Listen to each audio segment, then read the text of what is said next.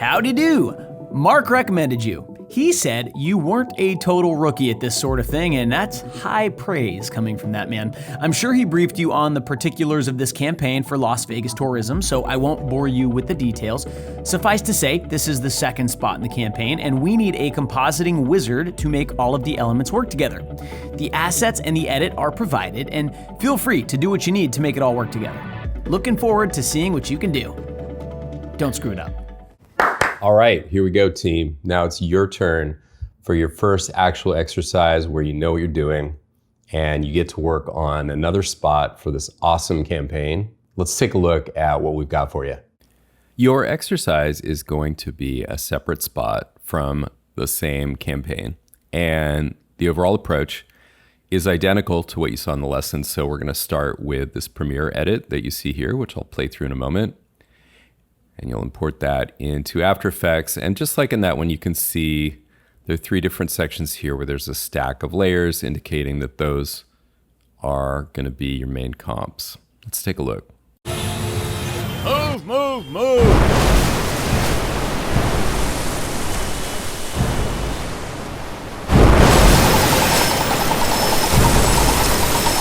We know, you'd rather be in Vegas. All right. Man, I don't know who they've got working on creative over at this agency. I heard the guy also does the voiceover at the end. Anyway, they are killing it. And so I can't wait to work on this one, except, well, you guys are going to work on this one. Going through this, I'm going to tell you what I saw after kind of looking at it for a little while. So the first shot, there's some jitter on there. We're going to take a look in After Effects at how you might simply remove that. But the main thing I would say just about the shots that don't have any extra layers in them is the only thing you might want to pay attention to is, do they match each other? So there's that exterior, here's this exterior, then, you know, of course, there's the exterior outside the car window, which isn't meant to match. It should look blown out because this camera is lighting for the inside of the car, which is much darker, so it's natural that it would look brighter out there. But it's more like, do they even feel like they're in the same world? These first 3 shots are all in LA, and I know that because I see a sign that says San Vicente Boulevard right there. And we're just getting our first hint of Vegas in the shot on the billboard. If I turn that layer off, you can see, you know, that the original wasn't a whole lot different, but it had this light post in front of it and a bit of a sheen across it.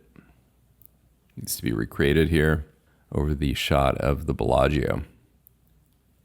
This shot is in slight slow-mo. We'll take a look at that one in After Effects as well. And then this is kind of your money shot here. Now this is a bit of a hot mess right now. And the one thing I would say about it, in my lesson, I was very careful to respect the choices of the client where they place things pretty exactly. Here, I'm going to tell you that this has only kind of been thrown together, and this is much more of what you call a set extension or even almost a digital matte painting type of scenario, where you want to compose your background however you see fit with this basic idea and these basic elements, but make it all kind of sing. Now, there are a few things I need to point out, and there's one technical thing I'm going to get into when we go over to After Effects as well. But over here, I just do want to kind of point out the lighting. You see, it doesn't quite match, but I don't know that anyone's really going to pick it. So for example, notice the cast shadow is building on itself and the shadow that the Bellagio is casting on itself over here. The quality of light is a bit different. That might be okay. Also, the focal depth might be kind of a thing because it looks a little softer on this building, which is clearly more in the foreground than it does on the Eiffel Tower or the hotel back there. The tiger may be a candidate for roto brush. Seems like he's kind of fuzzy and furry. And, I think a lot of the rest of it you'll probably figure out on your own. And then the last shot, a little bit different than the one we worked on in the lesson, in that, the guy doesn't have hair, so that's not going to be the main challenge. But again, what I do notice, it does look like there's some pretty shallow focus in the scene. Notice that the rear view over here is looking pretty soft, as even the back side of the car, the door there also looks soft focus. That means that the background should be, again, a bit softer. And if you remember in the O week lesson, we got into a bit of optics, and that things that are out of focus exhibit a bit of bokeh blur. And so when we're on the After Effects side, I'm just going to have a little something to say about that as well. Let's go over there now. Just as was the case in my lesson, when you use the import Premiere Pro project option, you're going to get Crazy Town over here in your timeline. And you're going to want to go ahead and take all those audio layers and pre-comp them, and then group together your visual layers that you see here at the top. Now, I mentioned the slight wobble, which you can see on this plate here, and it's a perfect case for using a tool that we may not get back into in this course much, if at all. But here, under Track and Stabilize, I'm going to choose Warp Stabilizer VFX, and I'm free to actually go elsewhere in the comp while that works in the background.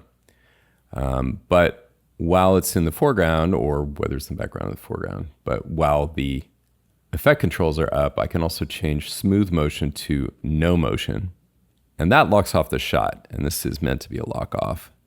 And now I have succeeded in getting rid of whatever that weird wobble was. It was just distracting. So that's a little extra.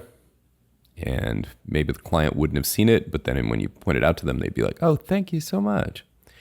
And then we're going to go over here. And again, I'll just remind you about, do these feel like they're in the same world? And the next thing I want to point out is actually this retime shot. So I'll click on this little bracket thing here to show the retiming. This seems like there's a little bug happening here, because that's not matching. You can see that the layer is offset in time, which I can easily fix. I'll just go there. But it still doesn't reach the right distance, so I'm just gonna have to slip that a little bit. Now, the extra thing here, and we're like in between frames or something, so just make sure you're good. And then the slow-mo, it's chunky, and there are tools, including Time Warp, that's built right into After Effects to do a better job with the in-between frames on this. In fact, as you probably know, you can get into that, just the default version, not motion blur, but frame blending. Thank you very much. And there are multiple settings on this. It changed the icons. I can't remember which is which, but that's off. That's frame blending, and that is in between framing. So this frame blending is using the time warp effect. And I guess that's a bit better, huh? As I said, over here, it's really up to you to turn this into a much better looking scene. Just remember, if you're gonna do roto brush on the tiger, go ahead and disable the mask first. And then this scene, again, has a dirty mask just around that foreground. And in terms of the soft focus, I think I showed you what the options are. But in terms of what's built right into After Effects, you're going to be looking at this camera lens blur effect. That would be the one that's going to create camera artifacts. And as I showed you in the O Week lesson, there are a couple of third-party options that are a bit better, one of which is actually free, at least at the time that I'm recording this. So you could actually give that one a try as well in order to do a camera blur to get that background as far out of focus as it probably should be, given that the rear view is out of focus. So that's pretty much what I have for you in terms of getting you started on this. And I really look forward to seeing what you guys do with this. I think there's a lot of potential here. Now that gives you a lot of options for what to attack in this exercise. I would encourage you to focus predominantly on the one shot with the billboard. It has quite a few layers, and your main task is going to be to get them matched in the right level of edge softness, any lighting adjustments, color adjustments, and anything else, layer order, obviously, that is going to, in a basic way, make it look good. But again, this time around, this is a do your best type of situation. And most of the learning is going to be from that and from what we covered. The tiger in that shot is extra credit. It's a little tricky, but if you want to try rotobrush for the fur, it seems to work and you could take a crack at it. Feel free to move or resize things to make it feel better to you as a designer or look more realistic to you as a VFX artist. All right, artists, have at it. This is visual effects for sure.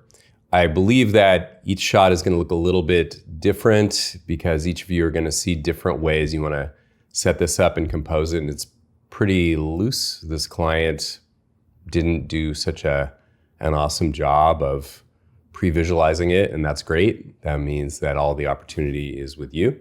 So I look very much forward to seeing what comes out of your work on this one.